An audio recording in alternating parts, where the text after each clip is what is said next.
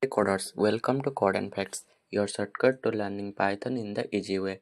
Today we will cover some most known basics from going into conditions and loops. So before we start learning about conditions and loops, we first need to cover a few essential topics that are keywords, operators, input in Python, and command lines. So understanding this will make it easier to follow along in the next videos. First, see about keywords.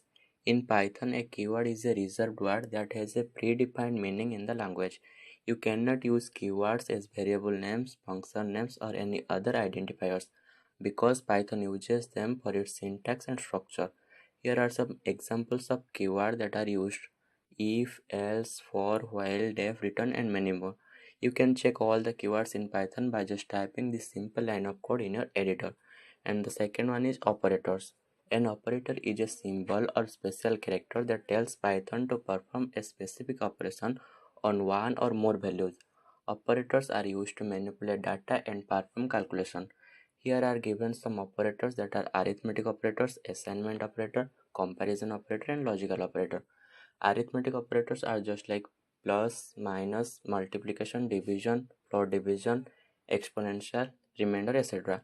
Similarly, assignment operators are just like equal, plus equal, minus equal, multiply equal, and divide equal. Comparison operators are just like equals, not equals, less than, greater than, and less than equals, greater than equals.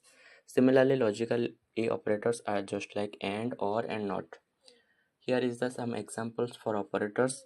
And the third one is command lines in Python. A command line is a line in the code that is not executed by Python.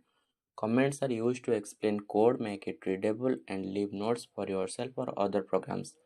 Comment We can get comment in Python in just two ways. First one is single line comment and the second one is multi-line comment.